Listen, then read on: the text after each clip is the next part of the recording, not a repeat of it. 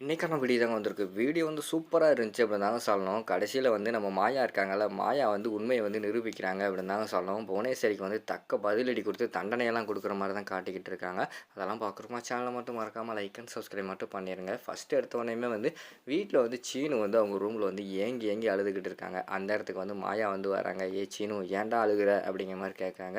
"மாயா என்னைய மன்னிச்சிடு மாயா. நான் ஃபர்ஸ்ட்டே வந்து உன்கிட்ட அந்த காசை வாங்கியிருந்தேன்னா இந்த பிரச்சனையே வந்திருக்காது. என்னோட ஈகோ தான் அத வந்து தடுத்துருச்சு. எல்லாமே வந்து நான் பண்ண தப்பு தான்" அப்படின்னு சொல்லிட்டு அழுதுகிட்டே இருக்காங்க. "டேய் அதெல்லாம் கிடையாதுடா. ஏன்டா இப்படி அழுகுற?" அப்படின்னு சொல்லிட்டு மாயா எவ்வளவோ சொல்லி பார்க்காங்க. "இல்ல மாயா, நான் வந்து ஈகோ பிடிச்சவன். அதனால தான் இப்படிலாம் நடந்துருச்சு. என்னால தான் இந்த வீட்ட விட்டு எல்லாருமே போக போறோம். இந்த வீடே வந்து நம்மள விட்டு போக போகுது. இது வந்து நம்ம பரம்பரை வீடு. எல்லாமே வந்து பரம்பரையா இந்த வீட்ல வாழ்ந்துருக்கோம். கடைசியில இன்னையிலேருந்து இந்த வீடு வந்து நமக்கு கிடையாதுன்னு நினைக்கும்போது எனக்கு ரொம்ப கவலையா இருக்கு." அப்படின்னு சொல்லிட்டு ஏங்கி ஏங்கி அழுக ஆரம்பிச்சிடுறாங்க. "ஏய் விட்றா, அந்த புவனேஸ்வரி வந்து உன்னோட வீக்னஸை வந்து பயன்படுத்திக்கிட்டா. இல்லைன்னா வந்து நீ இப்படியெல்லாம் பண்ண மாட்ட. எப்படியாவது வந்து இந்த வீடு வந்து பெரியப்பா கைய விட்டு போறத நம்ம தடுத்தாகணும்." அப்படின்னு சொல்லிட்டு அந்த இடத்துல 2 பேருமே வந்து ஒரு பயங்கரமான முடிவு வந்து எடுக்காங்க. அதுக்கடுத்து பார்த்தோம்னா, மறுநாள் காலையில வந்து புவனேஸ்வரி வந்து வந்துடுறாங்க. வீட்ட தேடி 10 மணிக்கே வந்து வந்துடுறாங்க. நம்ம சேதுபதி ராஜா இருக்கார்ல, அவரையும் கூப்பிட்டு வந்துடுறாங்க. "ஏய் ரகுராம் வெளியில வா, வெளியில வான்னு" சொல்லிட்டு கத்திக்கிட்டு இருக்காங்க. ரகுராம் வந்து வெளியில மெதுவா வராங்க. வந்தவுடனே, "என்ன ரகுராம் எல்லாம் மறந்து போச்சா? நேத்தே நான் உன்கிட்ட என்ன சொன்னேன்? 10 மணிக்கு வந்து நான் உங்க வீட்டுக்கு வருவேன். வீட்ட எல்லாத்தையும் காலி பண்ணி என் கையில குடுத்துறணும்னு சொன்னேன்ல. அப்படி இருக்கும்போது இன்னும் வீட்டுக்குள்ளே இருந்தா என்ன அர்த்தம்? மணி 10 ஆயிருச்சு. வீட்ட காலி பண்ணுங்க." அப்படின்னு சொல்லிட்டு அந்த இடத்துல வந்து புவனேஸ்வரி வந்து சொல்லிக்கிட்டு இருக்காங்க. உடனே ரகுராம் வந்து யோசிச்சுக்கிட்டே இருக்காரு. "என்ன ரகுராம் யோசிச்சுக்கிட்டே இருக்க? வீடு இன்னையிலேருந்து என்னோட வீடு. இனிமே வந்து இங்க இருக்கிறதுக்கு உங்களுக்கு தகுதி கிடையாது. இடத்த காலி பண்ணுங்க." அப்படின்னு சொல்லிட்டு புவனேஸ்வரி வந்து சொல்றாங்க.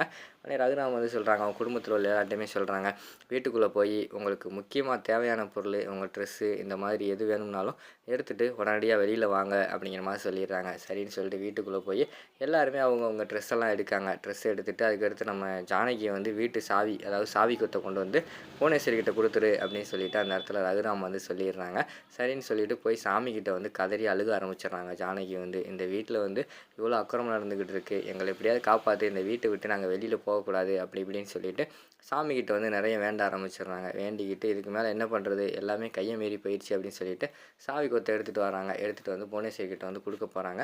அப்போ வந்துக்கிட்டு ஒரு சத்தம் வந்து கேட்குது. "நிப்பாட்டுங்க" அப்படின்னு சொல்லிட்டு ஒரு சத்தம் கேட்டது. யாருன்னு பார்த்தா நம்ம மாயா வந்து அந்த பத்திரம் எழுதினார்ல, அவரை வந்து கெட்டு போட்டு காப்பாற்றி கூட்டு வராங்க. புவனேஸ்வரியோட ஆளுங்க வந்து அவங்கள போட்டு தள்ளுறதுக்கு போனாங்கல்ல, அந்த நேரத்தில் வந்து நம்ம சீனு மாயா 2 பேரும் தான் அந்த பத்திரம் எழுதுறவரை வந்து காப்பாற்றி கூட்டு வராங்க. கூட்டு வந்தோடனேயுமே இவங்களுக்கு ஷாக் ஆயிடுது புவனேஸ்வரிக்கு.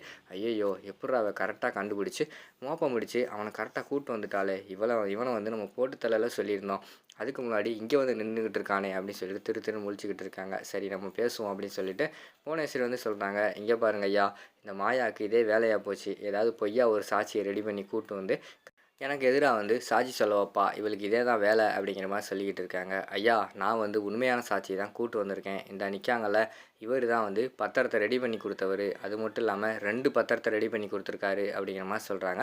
"என்னது 2 பத்திரமா?" அப்படின்னு சொல்லிட்டு ராஜா சேதுபதி வந்து ஷாக் ஆகுறாரு. "ஆமாங்க ஐயா, நீயே உண்மையை சொல்லுங்க." அப்படின்னு சொன்ன உடனே அந்த பத்திரம் ரெடி பண்ணவர் வந்து சொல்கிறாங்க, "ஆமாங்க ஐயா, இந்த புவனேஸ்வரி இருக்காங்கல்ல, அவங்க வந்து என்னை பார்த்து பேசுகிறாங்க. பேசி எனக்கு 2 பத்திரம் வேணும், உனக்கு எவ்வளோ நாள் காசு தானே. எனக்கு வந்து ஒரு பத்திரம் வந்து காசு வாங்குறதுக்கு கையெழுத்து போடுற மாதிரி, இன்னொரு பத்திரம் வந்து வீட்டை வந்து எழுதி கொடுத்துட்டு காசு வாங்குற மாதிரி. உங்ககிட்ட காட்டினது வந்து ஃபஸ்ட்டு ரெடி பண்ண பத்திரம். ஆனால் உண்மையான பத்திரத்தை அவங்க வச்சுட்டு தெரியாமல் வந்து இவங்ககிட்ட கையெழுத்து வாங்கிட்டாங்க." அப்படிங்கிற மாதிரி சொல்கிறாங்க. அத கேட்டவுடனேயுமே ராஜா சேதுபதிக்கு வந்து பயங்கரமான கோபமாயிருது. "ஏய் புவனேஸ்வரி, என்ன பண்ணிக்கிட்டு இருக்க? இந்த இந்த ஊர்ல வந்து நியாயமா, நேர்மையா வாழ்ந்துக்கிட்டு இருக்கிறது நம்ம ரகுராமோட குடும்பம். அவங்க குடும்பத்தையே சீரழிக்கணும்னு நெனச்சுக்கிட்டு, நீ இப்படியெல்லாம் பண்ணிக்கிட்டு இருக்கியா? நேத்தே நான் உன்கிட்ட சொன்னேன்ல, என்னைக்கா இருந்தாலும் உண்மை தான் ஜெயிக்கும். இந்த மாரி பொய்யா வந்து பிராடத்தனம் பண்ணி என்ன பண்ணாலும் வந்து அது ஒரு நாள் வெளியில வரும்னு உன்கிட்ட சொன்னேன். பார்த்தேனா, அது மறுநாளே வெளியில வந்துருச்சு. உன்னோட தில்லு முல்லு எல்லாம் தெரிஞ்சு போச்சு." அப்படிங்கிற மாரி சொல்லிக்கிட்டு இருக்காங்க. "ஐயா இல்லைங்க ஐயா, இல்லைங்க ஐயான்னு" சொல்லிட்டு எவ்வளோ புவனேஸ்வரி சொல்கிறாங்க. "ஐயா, பத்திரத்தை ரெடி பண்ணது மட்டும் இல்லாமல் நான் வெளியில் சொல்லிடக்கூடாது அப்படின்னு சொல்லிட்டு என்னை கொலை பண்ணுறதுக்கெல்லாம் இவங்க வந்து ஆளை ரெடி பண்ணி அனுப்பியிருக்காங்க." அப்படிங்கிற மாதிரி சொல்லிடுறாங்க. அதை கேட்டவொடனே பயங்கரமான ஷாக் ஆயிடுது. "இனிமேல் வந்து உன்னைய வந்து சும்மா விட்டுருந்தா இதெல்லாம் சரிப்பட்டு வராது. உனக்கு சரியான தண்டனையை கொடுத்தா தான் நீ வந்து திருந்துவ. ஏன்னா வந்து நீ ஒரு குடும்பத்தை கெடுக்கணும்னு நினச்சிக்கிட்டு தேவையில்லாதெல்லாம் பண்ணிக்கிட்டு இருக்க. இவளுக்கு உண்டான தண்டனை கொடுக்கணும்னு" சொல்லிட்டு அந்த இடத்துல வந்து ராஜா சேதுபதி வந்து பயங்கரமாக பிளான் போடுறாங்க. என்ன தண்டனை கொடுக்கலாம் அப்படின்னு சொல்லிட்டு அவங்க ஒரு பக்கம் யோசிச்சுக்கிட்டு, இதுக்கு மேலே சரிப்பட்டு வராது, இனிமேல் வந்து சாட்டை எடுத்து உங்களை அடித்தா தான் நீங்கள் வந்து திருந்துவீங்கன்னு நினைக்கிறேன். ரகுராம் வந்து நல்லவர், அவர் உங்களை வந்து மன்னிச்சு விட்டுருக்கலாம். அவர் இந்த ஊர் தலைவரா இருக்கும்போது, சரி பாவம்ன்னு சொல்லி பார்த்துருக்கலாம். ஆனா நான் அந்த மாரி கிடையாது அப்படின்னு சொல்லிட்டு, அவர் அந்த இடத்துல ஆக்ரோஷமா பேசுற மாரி காட்டிக்கிட்டு இருக்காங்க. இன்னொரு பக்கம் பார்த்தா நம்ம மாயா, சீனு 2 பேருமே ஒண்ணு சேர்ந்துடுறாங்க. வீட்ட வந்து ஒரு வழியா மாயா வந்து மீட்டு குடுத்துட்டா அப்படின்னு சொல்லிட்டு, சீனுக்கு வந்து மாயா மேல பழையபடி வந்து காதல் வர ஆரம்பிச்சுருது. அதோட பார்த்துக்கிட்டிங்கன்னா, இந்த வீடியோ வந்து முடிச்சிடுறாங்க.